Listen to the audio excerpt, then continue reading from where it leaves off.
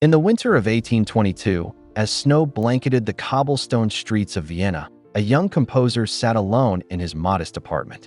His fingers, stained with ink, trembled slightly as he placed his quill beside an unfinished musical score.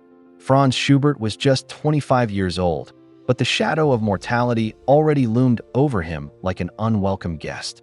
What Schubert didn't know that evening was that the piece before him, his Symphony No. 8, would never be completed.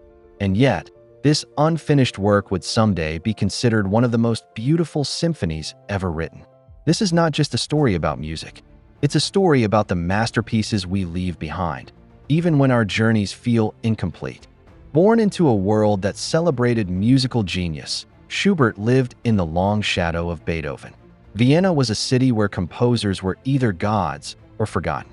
There was no in-between, and Schubert, with his round spectacles and unassuming demeanor, seemed destined for the latter. His father wanted him to be a schoolteacher, a respectable profession with security. Music? That was a foolish dream.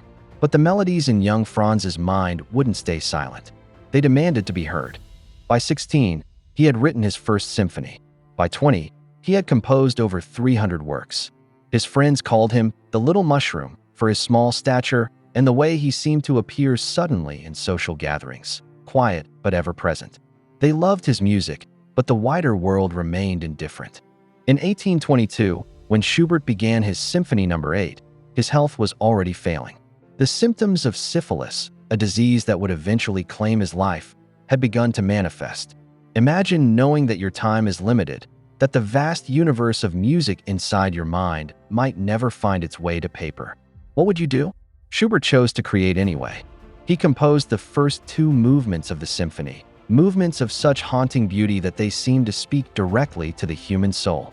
Then, for reasons we may never fully understand, he stopped. He sketched a third movement, but never completed it.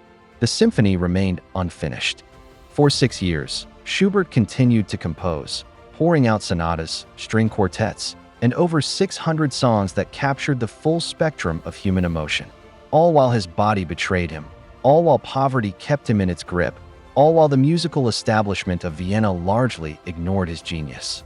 On his deathbed in 1828, at just 31 years old, Schubert asked to hear Beethoven's String Quartet No. 14, a piece of profound depth and complexity. Even as he faced the end, he was still learning, still absorbing, still devoted to his art. After his death, the Symphony No. 8 sat forgotten for decades, gathering dust in the home of a friend. It wasn't until 1865, nearly 40 years later, that it was finally performed. The audience sat in stunned silence as the two completed movements washed over them. How could something so incomplete feel so perfect? The paradox of Schubert's unfinished symphony is this: in its incompleteness, it achieved a kind of perfection. The two movements he completed stand as a testament to what can be accomplished even when our grand visions remain partially realized.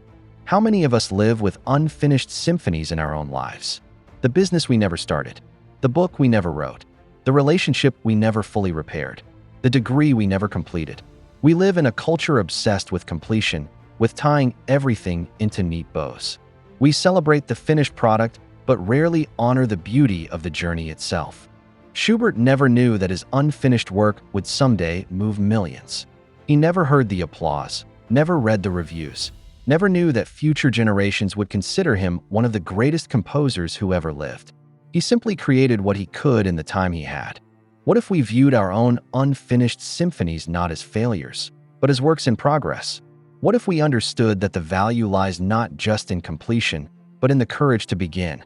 What if we recognized that our impact might extend far beyond what we can see in our lifetime? There's a Japanese concept called wabi-sabi, finding beauty in imperfection.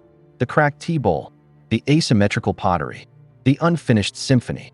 These imperfections don't diminish the work, they humanize it. They remind us that behind every creation stands a person, vulnerable and brave, doing what they can with what they have. Schubert wrote over 1,000 works in his short life. Some were masterpieces, others were merely sketches, but he kept creating, day after day, even as illness sapped his strength, even as recognition eluded him, even as poverty forced him to borrow money from manuscript paper. The question isn't whether you will finish every symphony you begin. The question is whether you will have the courage to write the music that only you can write, however many measures that might be. Your unfinished symphonies are not failures. They are evidence of your courage. They are proof that you dared to create something where before there was nothing. And who knows, perhaps the parts you do complete will touch someone in ways you never imagined possible.